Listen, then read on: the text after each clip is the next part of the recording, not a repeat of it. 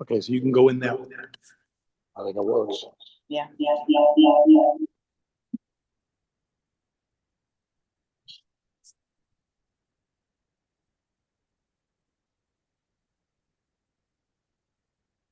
Hi, we're testing. Yeah, we had some issues yesterday. Yeah. I think we're good. It's coming.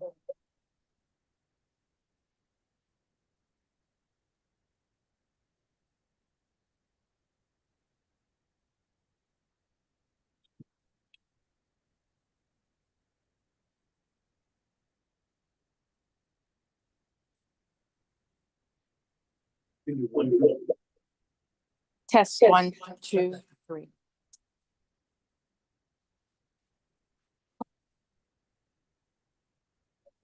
Test 1, 2, 3. Test 1, 2, 3. All right. So it does work. So when Shannon calls. Mhm.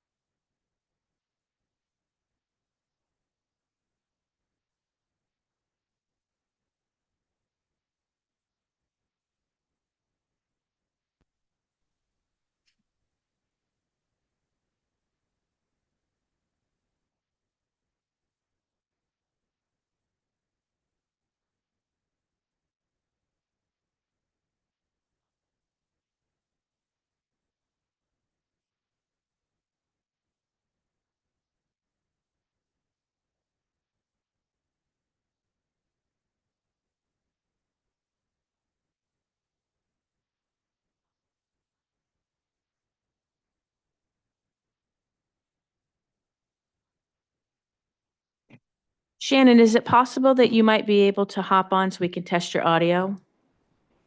Yeah, hello. Oh.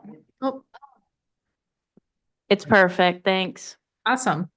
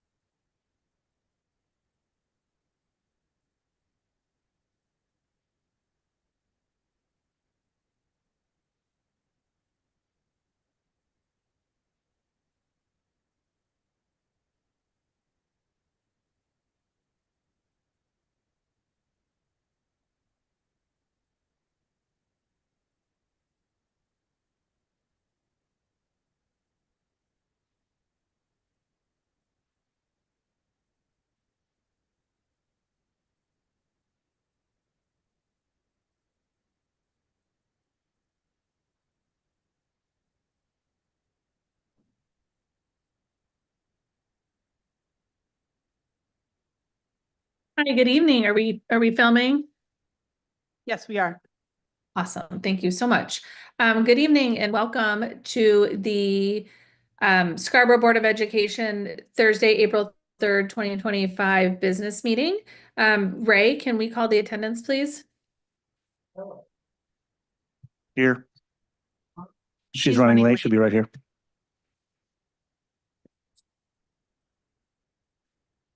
Ray, is your microphone on? Thank you. Thank you. Ms. Peterson, Here. Mr. Rockenstein, Here. Mr. Arpini Huff, Mr. Arpini Huff. Here. Go down one. Mr. Pinion, Here. Ms. Ledger, Here. and Ms. Roskina. Here. Perfect. Thank you so much. Would everyone please join me for the Pledge of Allegiance? I pledge allegiance I pledge allegiance of the to the United flag States of of the America, United States of America, republic and for to the which it republic stands, for which it stands, one under nation, God, under God, indivisible, with indivisible, with liberty and justice for all. All right, thank you so much. If there are no objections, we will approve the March 6th, 2025 business meeting minutes. All right. Agenda item 5.0 is the consent agenda. This is no business, no action required on behalf of the board, just noting that the March resignations, retirements, and new hires report is part of our packet. And then agenda item 6.0 are adjustments to the agenda. I do have one adjustment. 13.1, which is the Title IX policies, so that would include 13.1.1, 13.1.2, 13.1.3, 13.1.4, and 13.1.5. I would like to move to remove those from the meeting agenda tonight because the policy committee was unable to meet this week. We had to cancel our meeting. And so we did not get a chance to review those policies yet, and so we have to wait until our next meeting. So do I have a motion to remove 13.1 from the agenda? Second. Is there any discussion? Ray, can you call the vote, please? Yes, Mr. Kelleher, Oh, yeah. Ms. Lindstrom, Yes. Ms. Peterson, Yes. Mr. Rockenstein, Yes. Mr. Arpinian, Yes. Mr. Pini Huff, Yes. Ms. Ledger, Ms. Roskina. Perfect. Thank you so much. Agenda item 7.0 is the superintendent report. So for this, we'll turn it over to Diane. Thank you. Good evening, everyone. Hope everyone is doing well this evening. Wanted to start off by celebrating some successes. I think that you've all come to know that I feel like this is a really important part of my report each month. And I'm pleased to share some great information with you this evening. So first off, I will start with some student successes.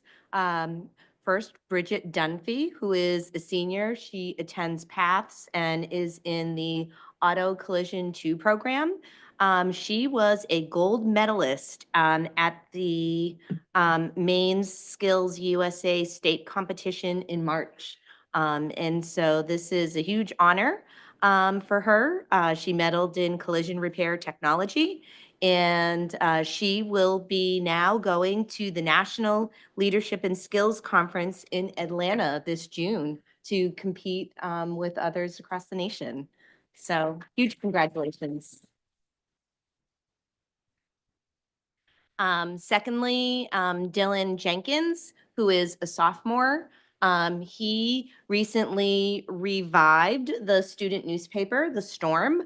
It had been defunct for quite a long period of time, and he expressed some interest in that and got other students excited about doing that. And they have already put out 2 editions of that. The 3rd edition, I think, is coming out anytime. It is the end of 3rd quarter, and that was their goal.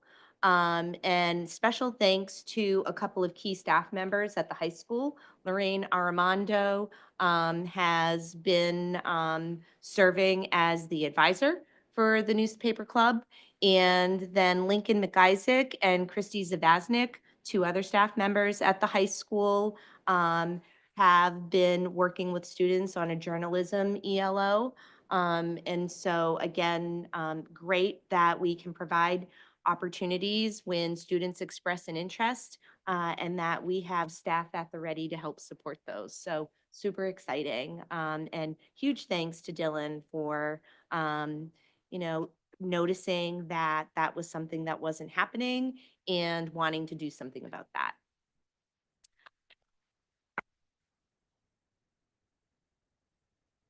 And then finally, some staff recognition. This is actually a huge award. Mike Legage, who you all know, is our Director of Athletics and Activities. He was just notified that he is being recognized as the recipient of the National Center for Spectator Sports Safety and Security 2025 Professional of the Year. This is a national award and it recognizes a person who has demonstrated outstanding leadership in addressing safety and security and who sets an example for others. And Mike is going to be recognized at their conference in San Antonio, Texas in June.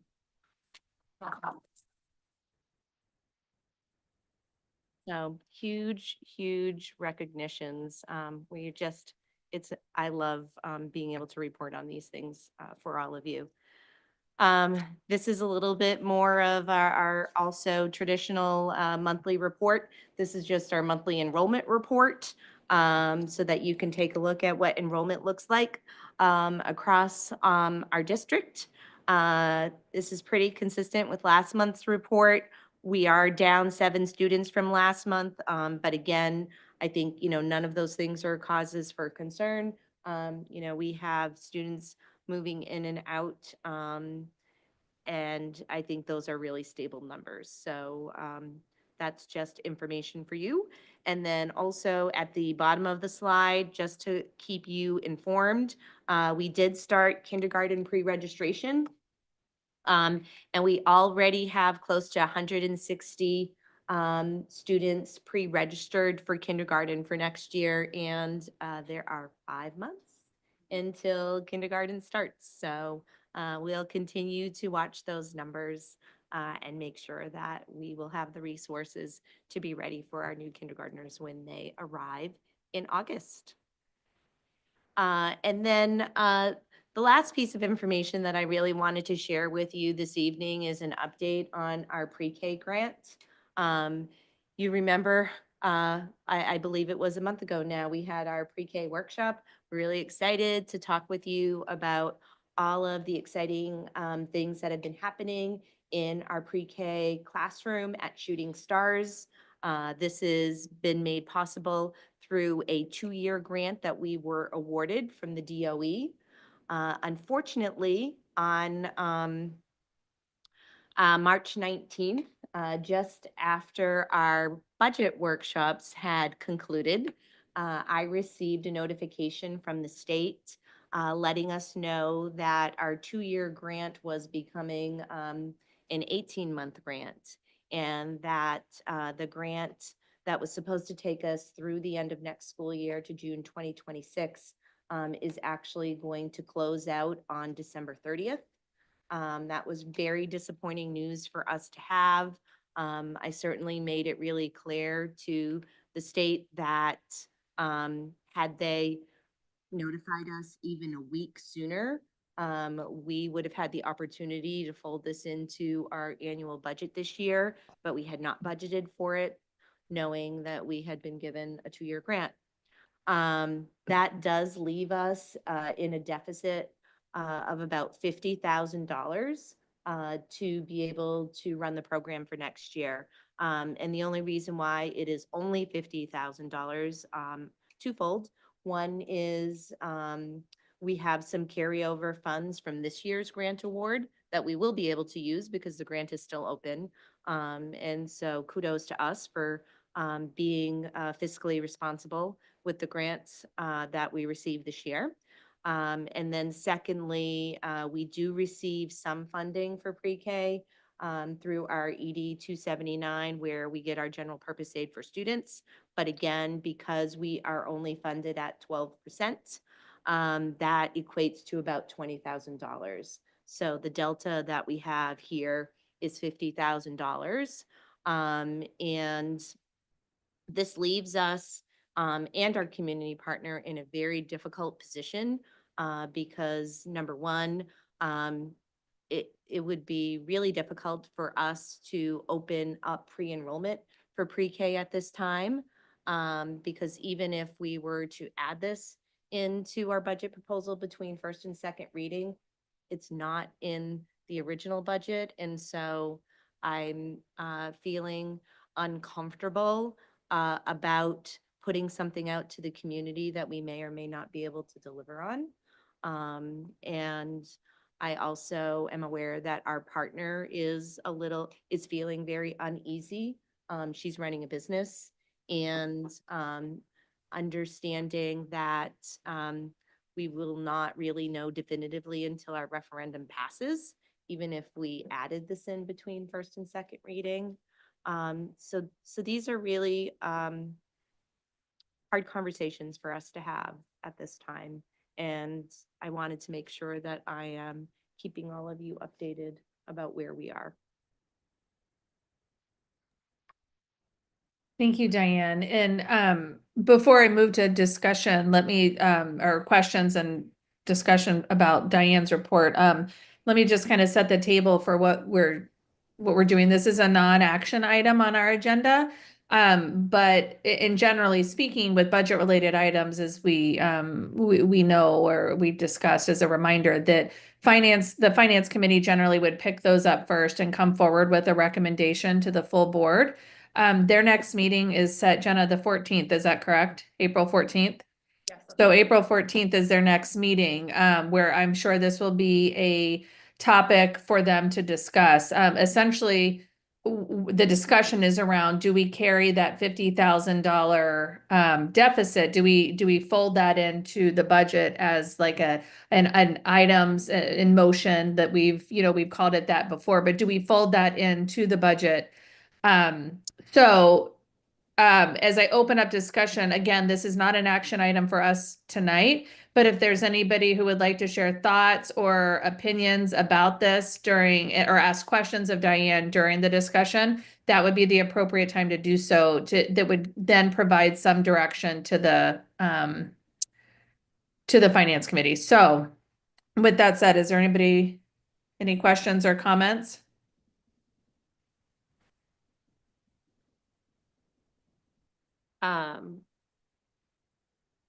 This one I feel like is a really challenging one, because I think it's a big ask, but I do think it's something that needs to be made a decision on sooner rather than later, because for the families that may be banking on those 16 spots, if that program closes, they need to find another location potentially. And So can I clarify one thing? So we haven't made any commitments for next year with any families. oh, actually, that's very helpful. Thank you. That's a great, because, right, it's a pre-K program only for 4-year-olds. So the students who are in the program now will be kindergarten students next year. And we have not solicited applications because of the situation that we're in right now. Because we don't want to do what you're worrying about, right? I don't want to give a family an impression that they have a secure spot that may or may not really be secure right now.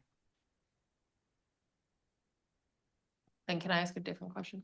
The 159 K students that are registered, is that roughly in line with where we've been in the past, or do we not? That is, okay. Yep. Thank you. I have a couple questions. Yeah. So this is for kind of general consideration, which is, pre-K is something we've batted around for years. This is a really exciting way to get it started. I think in some ways this looks like, although I've got some feasibility questions, looks like a crossroads on whether we're going to move towards asking the community to support pre-K, which is what this grant is intended to start. Actually, the purpose of the grant is to get it off the ground so that we can continue as a community. It obviously didn't carry it quite as far as we thought it would, which is causing this conversation that we would have had next year, about a month ago, happen this year right now, which is, are we going to make a are we going to push into pre-K and ask the community to do that? Is the appropriate time? Do we have an appetite to do that? And I think that's a bigger discussion that needs to take place. But I have some, before we have that discussion, some actually just logistical questions, which is, this is working with our community partner so long as the partnership is a good one. I don't think we're being good partners, not because we are doing anything, but I think right now, having this kind of uncertainty thrown into a business person's plan is extremely difficult. It's putting them in a very bad position, and us, but Absolutely. it's putting them in a bad position. Even if we did make a push to fund this, would we, is it feasible to do pre-K next year if we're not certain about funding until some point this summer? Like, can our community partner even support the program next year without having an answer in June? I don't know if you know that right now, but that's an important thing to know, because it may not matter. Yeah, so it would be, Kate and I have met with our partner. And I think it would be difficult for us to just say, let's see what happens and if we can find some money. Because if we can't, it also, it doesn't feel right to say to families in December, oh, I know it's been a great half year, but we have to close up shop because we don't have sufficient funding. Yeah, so is it, in your opinion, even feasible to continue in the next year? I'm hearing that it's not feasible. Yeah, I would love to say that it is feasible. I know that our partner would love for this to continue. I think the reality of our current status is that we will not have an answer on this, even if you were in agreement to fold this into the budget proposal. This is still not something that we would have an answer to until June 11th. At the earliest. Well, the reality is the community votes, right? So we can say, let's fold it into the budget, but the reality is the final say-so is the community at referendum.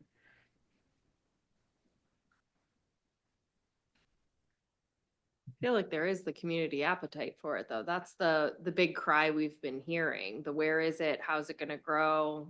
Sure, there's been a lot of questions about where are we gonna put it, but I feel like we have heard a lot of pleas for this.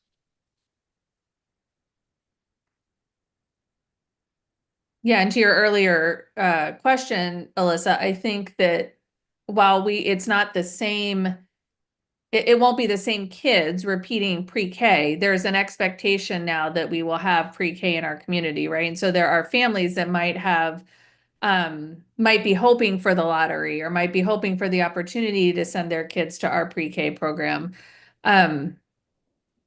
So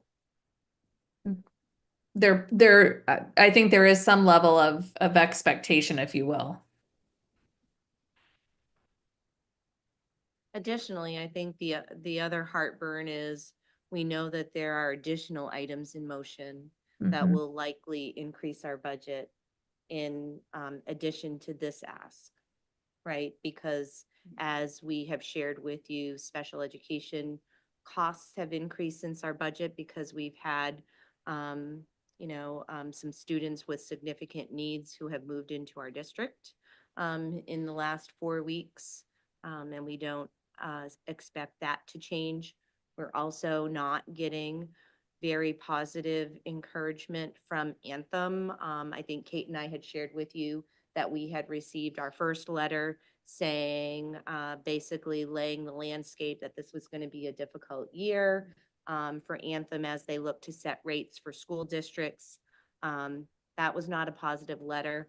Last week, we received a follow-up letter from Anthem saying that they had set their top rate. So their top rate for the coming year is going to be 14%. So some districts will have a 14% increase. The amount of increase that you get is completely based on your loss ratio for the last year, and Kate has concerns about that because our loss ratio for the last year is higher than it typically has been. And so she has a lot of concerns about the 8% increase that we have budgeted for being enough. And as we shared with you during budget workshops, each 1% that is different than what we have budgeted for Anthem, whether that's up or down, represents $75,000. So we have budgeted 8%. You know, let's just say for the purpose of this conversation that Anthem comes back and tells us we are at 10%. That means we're going to have to add an additional or find $150,000 for our budget.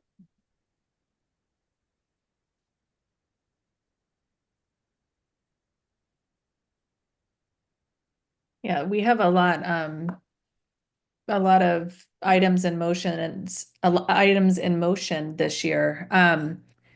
I guess if I could have an ask, I would like the finance committee to explore keeping this as a budget item, and as we move through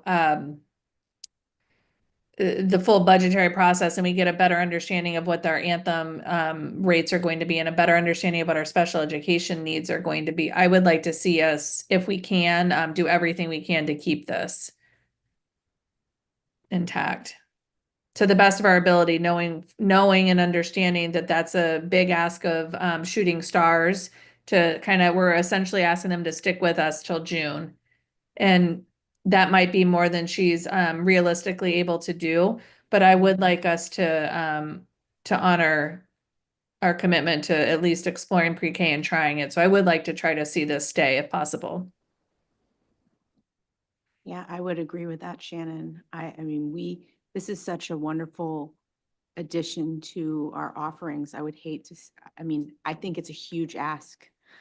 I'm really worried about what that means for them as well. And I really appreciate that explanation because it seemed like, oh, it's $50,000.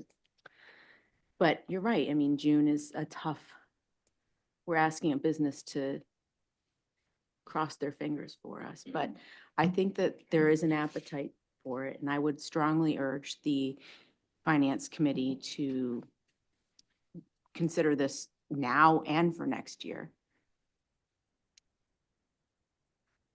Thank you, Jillian.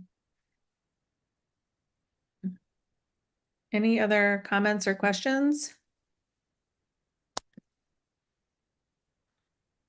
All right, agenda item 8.0 is the chair report. I have a very quick report, speaking of June and speaking of referendums.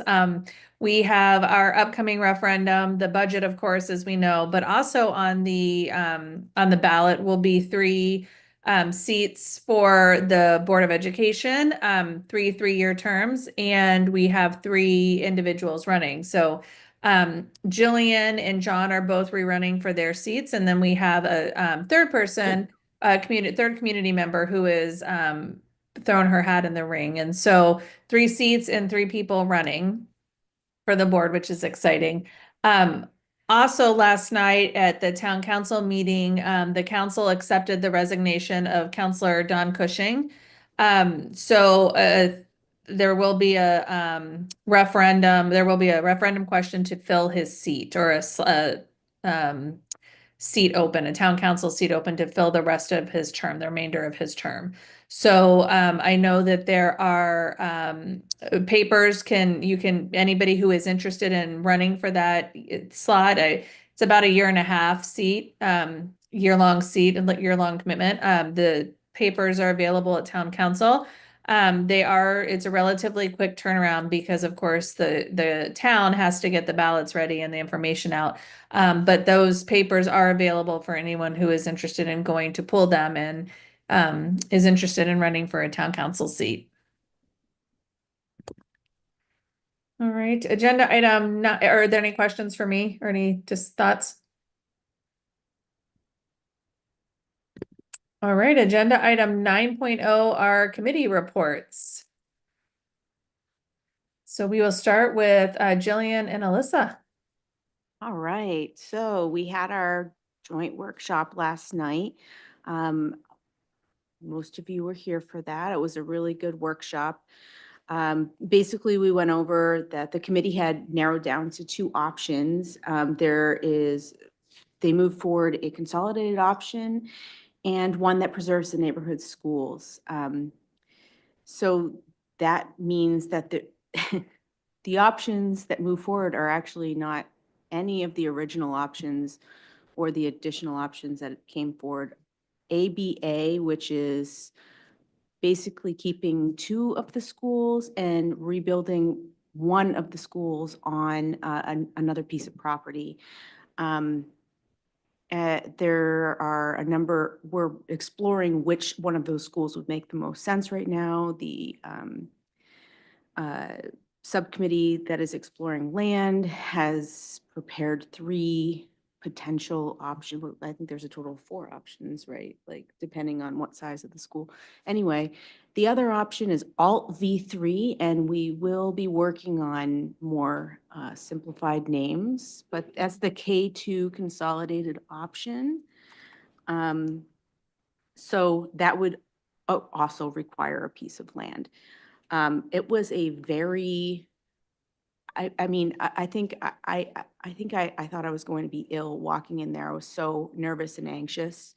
I wasn't sure what to expect. Not that people have led me to believe that, but I thought this was going to be hard and people were going to be very divided, and I had a lot of heartache over that. And I walked out of there and slept so well. I mean, it could have not been more clear. First of all, we had a straw poll we did with the Slido, which you do it with your phone. And it was really clear right off the bat. We, wanted to eliminate a couple of the options. That was the 1 to 3 and the 2 to 3 school. Like right off the bat, nobody supported them. Then there were small group discussions on which to move forward. The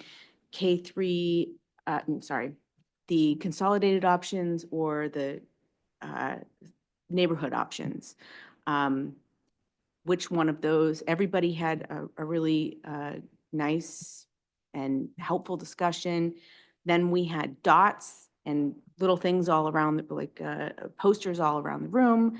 It was very clear immediately after everybody had their chance to vote which ones were rising to the top. There was a huge consensus. I mean, I did not expect that kind of consensus that quickly. I'm really, really, really proud of the work that has been done with all of this. So now it's just a matter of bringing the community up to speed, helping the community understand how we arrived at these two options, building consensus within the community as well. Right now, we are working towards having a community forum that will be here on the 30th. And we were lucky enough to get town hall, which means it'll be a little easier to communicate with people online as well. So hopefully we get a big draw towards that. And then we are also working on the development of survey number 2. Please. Yeah, and I think it's been really wonderful to kind of watch the process develop. And I think it's worth highlighting that the 2 options that we ended up with were actually the ABA option actually came from one of the SBAC committee members kind of talking through the process. And the Alt V3 is actually an option that came up through the survey. So it's really great that, we heard from the community, we heard suggestions, we kind of worked through the process. So Jillian kind of spoke to how succinct everything kind of was, and to give kind of numbers to that, it was 20 people voting and 20 people voted to move forward Alt D3. And 15 people were actually behind ABA. So there was a really nice consensus around these options to move forward and grow with them. Thank you. Are there any questions for Jillian or Alyssa or any comments? All right. Thank you very much. Jillian, All your right, turn back- again. Back to me. All right. All right. So this committee met this morning. We were working on just sort of tying up loose ends with the Senior Citizen Appreciation Dinner, which is next week, 4 p.m. at Wentworth on the 8th. We have 78 registrants. That's a really, and they're all Scarborough citizens. So we are very excited about that. We have a ton of raffle prizes and we have multiple groups lined up to provide entertainment and interact. So this has been really, you know, I think this is going to be really wonderful, but it's been a really great process so far. We're still gearing up for Spotlight Awards, getting calendars of events out, mostly surrounding the budget. And we have the opportunity to publish in the Scarborough Living magazine. So we're getting ready for that too, looking to develop an article to go out for the next issue. We also have the budget roundtables, and I think I saw Jenna put a slide in as well, but they're the 10th, 15th, and 29th. People have signed up to go to those, so thank you all very much. And then our next meeting is tentatively on the 1st of May. That's it. Awesome. Thank you, Jillian. Is there any questions or comments for Jillian? Okay. Next, it looks like it's Jenna with curriculum. Yeah, so we met on March 20th. We did a lot of curriculum review because it had been a long time since we had last met. So we reviewed the K-12 world language and just summarizing a lot of this. So instruction starts in 3rd grade and the current focus is on what world language could look like with K through 2, and looking to expand to more languages such as American Sign Language. Also K through 5 social studies. The teachers have been meeting at phase levels and at grade levels to define social studies topics better, to adjust vertical alignment. And lesson planning begins in the summertime. And then K through 12 ELA. K through 5 meetings are supposed to meet in December, but due to inclement weather, meetings didn't start until February, so we'll get more information on that. And then a big one that a lot of us had wanted to hear about is digital literacy and digital citizenship. So it was nice to hear that a lot of digital literacy is built into the curriculum at every grade level. So the kids get their computers in kindergarten, but they're already taught what's inappropriate and what's appropriate content to look for, how to be safe. Just like I like the example that Katie Vitro had said, just like you have a neighborhood and you have boundaries on where you go and where you don't go. This is how they're teaching our younger learners on how to navigate the internet. And the district uses Common Sense Media for K through 6, and librarians actually have asked to discuss library standards in Scarborough that includes digital literacy, especially around copywriting and citing sources. So it sounds like we are actively engaging our youngest learners and our older learners on how to navigate digitally.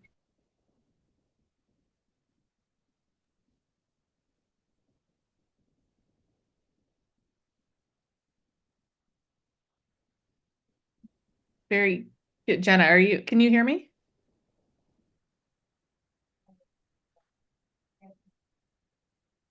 Okay, she might be frozen.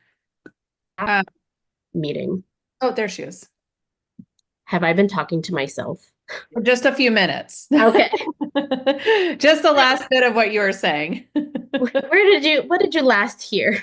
I think right before you're about to start you were ending on the digital literacy and how we've been teaching our youngest learners. Okay, and then librarians. Yep, so the librarians have asked to discuss library standards in Scarborough, and especially around copywriting and citing resources. And then I was just going on and on about AI and how some staff attended the staff development for the AI workshop that Jen had provided.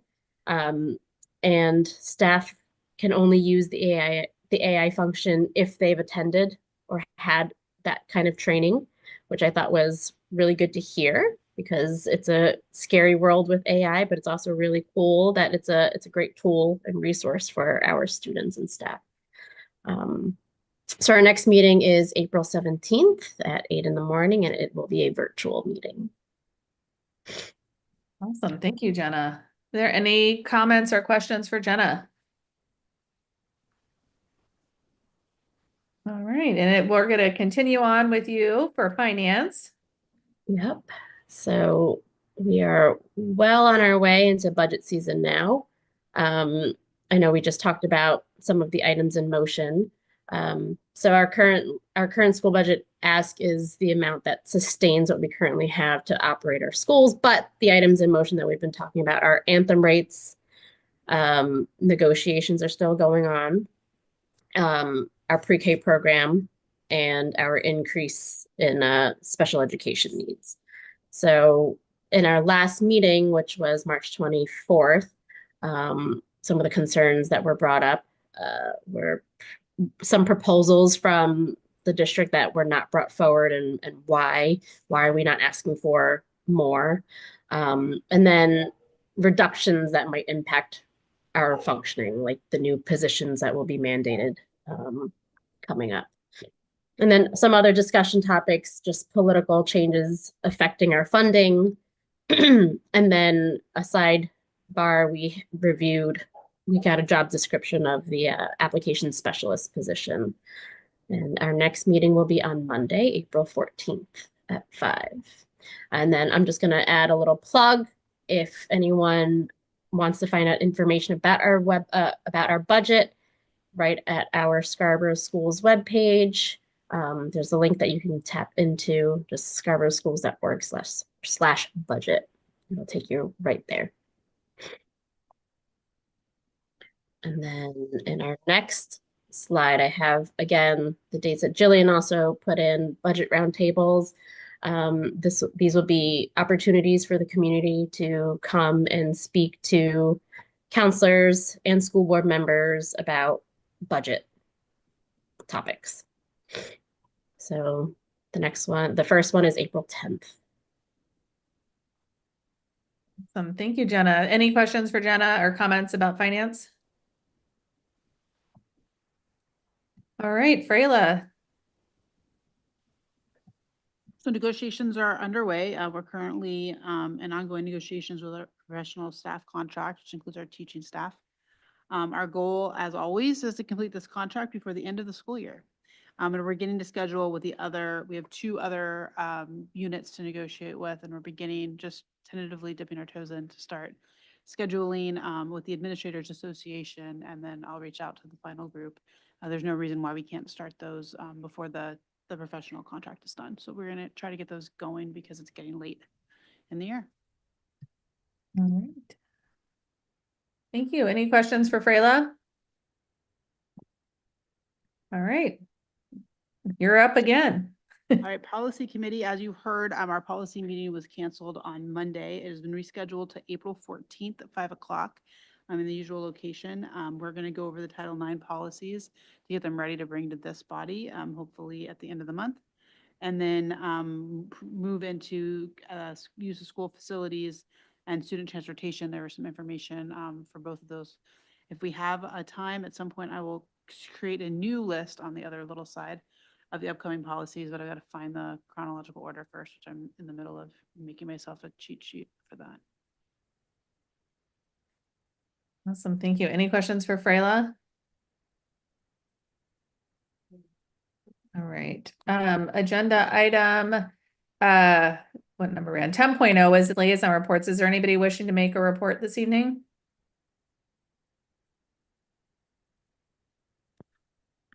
All right, we'll close that up. Agenda item 11.0 are student reports. So we'll turn this over to Grace and Abby. All right, so on April 1st, The Kiwanis Club and the SHS Key Club and the SMS Builders Club hosted Smarts Madness Trivia Night, where students got to dress up in the colors of a college they represented. And it was a great evening, and students got to show off their smarts, win prizes, and they had a lot of fun doing that. And then the 8th graders, I think it was 2 days ago, got to come up to the high school and take tours and ask questions to current students and then sign up for their classes next year. And then at the high school, spring sports started on Monday, which is very exciting.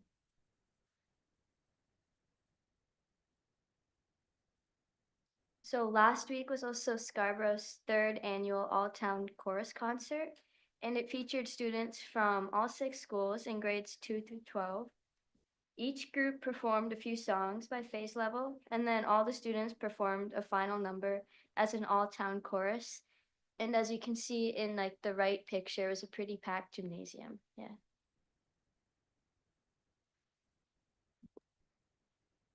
Thank you, Grace and Abby. Are there any questions or comments? All right. Agenda item 12.0 is general public comment. Is there anyone wishing to make general public comment this evening on something not on the agenda? All right. I'm presuming there's none in the room. There's not. Thank you. Thanks for the help. All right. So, and seeing none online, I will close general public comment. Our new 13.0 is new business. Shannon, we're having tremendous difficulties in hearing you. 13.2 are appointments. Oh, is that better? No.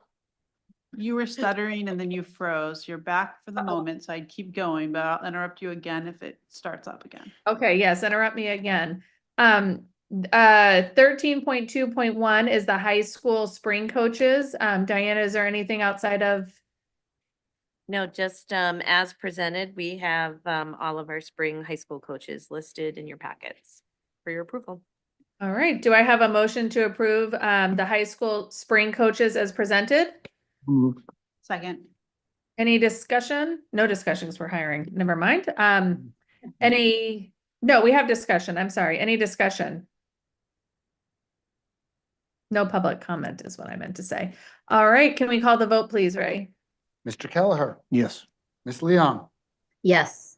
Ms. Lindstrom, Yes. Ms. Peterson, Yes. Mr. Rockenstein, Yes. Ms. Turpinian, Yes. Mr. Peony Huff, Yes. Ms. Ledger, Yes. Ms. Ruskina. Perfect. That shows unanimous. Thank you. Agenda item 13.2.2 is the middle school spring coaches. Diane, anything outside of what's presented? No, just looking for approval as presented, please. Perfect. Thank you so much. Do I have a motion to approve the middle school spring coaches? So moved. Second. Any discussion? Ray, can we call the vote? Mr. Kelleher, Yes. Ms. Leong, Yes. Ms. Lindstrom, Yes. Ms. Peterson, Yes. Mr. Rockenstein, Yes. Ms. Turpinian, Yes. Mr. Peony Huff, Yes. Ms. Ledger, Ms. Ruskina. Thank you. That shows unanimous. All right, agenda item 13.2.3 is a Wentworth School co-curricular. Diane, one last time, anything outside of what's presented? No, just as presented, please. Thank you. Do I have a motion to approve the Wentworth School co-curricular? So moved. Second. Any discussion? All right, Ray, one last time. Mr. Kelleher, Yes. Ms. Leong, Yes. Ms. Lindstrom, Yes. Ms. Peterson, Yes. Mr. Rockenstein, Yes. Ms. Turpinian, Yes. Mr. Peony Huff, Yes. Ms. Ledger, Yes. Ms. Ruskina. Perfect. That shows unanimous. Thank you so much. Agenda item 14.0 is adjournment. So without any objections, we will adjourn at 7:45. Okay. All right, hearing none, Amen. have a great evening. You too. Thank you.